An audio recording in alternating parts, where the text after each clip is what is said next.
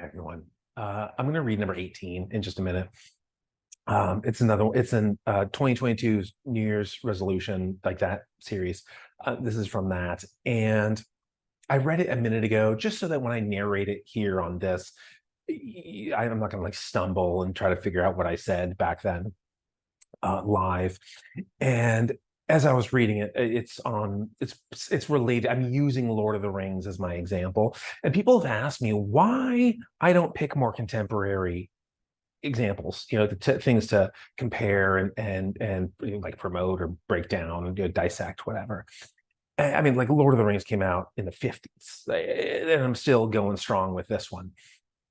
But I just, with some exceptions, contemporary fantasy literature, it just doesn't really connect with me, which is fine, right? That doesn't mean that the books are bad, right? Or it doesn't mean that I'm like blind and oblivious to genius.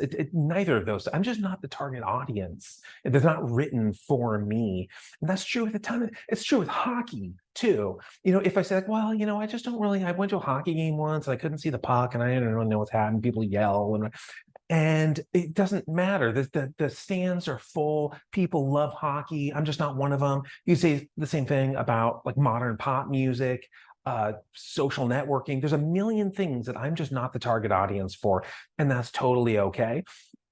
But like older fantasy, I've said this before, but when my wife and I, when we go to bed, we read out loud to each other, and we'll get through the old stuff, like Gulliver's Travels. We'll get through that just fine. We even named a cat Brobdingnag, which probably requires an explanation, but it's not a story I'm going to give. But then we'll try the newer stuff. We'll try some of these newer fantasy books, and we just can't make it through. I mean, like big ones, like celebrated. Way of Kings is probably the most celebrated. Sword of Kaigan, Jade City, a lot of these books we've tried multiple times and we don't get through. And again, that's fine. I can recognize that they're great books. They're just not written for us, right? They're written for other people in the way that hockey stands are built for other people. I get to some of these new fantasy books and like the protagonist plays video games and like the most advanced killing technology is pointy metal, right? And it's not for me, and it's okay. They can be like great books for other people. That's totally fine. And so I'm going to reference Lord of the Rings in today's, which I will share and read now. Monday, January 3rd, 2022, in defense of soft magic. Hi, everyone. It's evening outside. I spent the pre-evening hours searching for the answer to yesterday's question. I didn't find it, but I found something else. Aragorn. I didn't meet him on the road or really find him at all. Rather, my wife and I watched Fellowship because it's sentimental, especially Aragorn for some reason. He's obnoxious in the books at times, but in those historical masterpieces of film, his character is my favorite. Why? I ask myself all Fellowship long, extended version, of course. Half an hour into the credits, I made a decision. It's because his magic is so soft and unimpressive. That's why I accept it. I have a difficult time believing those devoid of magic could beat up an orc. And I don't feel tension when soft magic is too powerful because I expect it to provide a convenient solution to any problem presented.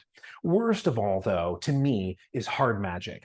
To fully explain any system is to invite inspection, and I cannot suspend my scientific literacy. I almost always identify features that are irreconcilable with the fundamentals of biology or chemistry, which means I can no longer perceive the story as believable, which means I can no longer experience real sadness, concern, or relief. There's no effect on my emotions, so I cannot store it in a sentimental light.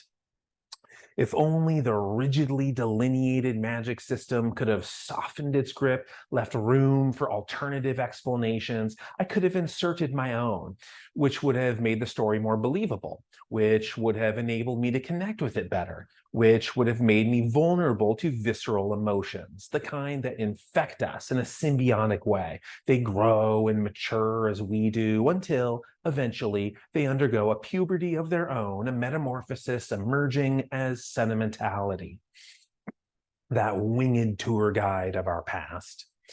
Bursts of hormonal sensations may have throttled us in youth, but what emerged from the chrysalis was stable, controllable.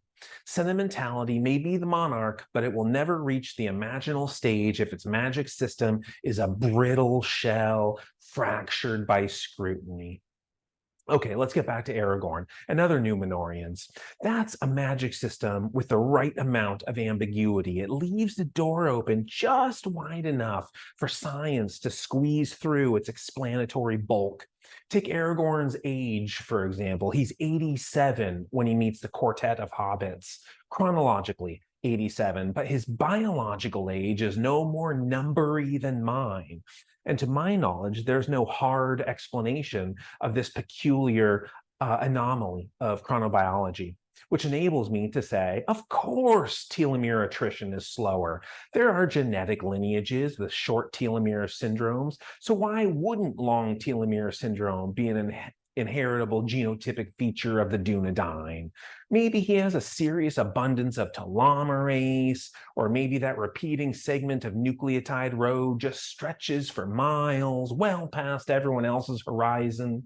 In either case, it's going to take a lot longer for the senescent sun to set on that road.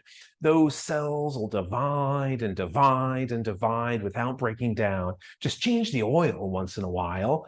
Occupy a natural environment with lush greens and fresh air. Don't feel overwhelmed or oppressed by challenge. Get a daily dose of physical activity, all expected of a ranger in the wilderness. The ranger's diet probably helps too. Okay, that's all. Let's camp here for the night. We'll resume our journey tomorrow.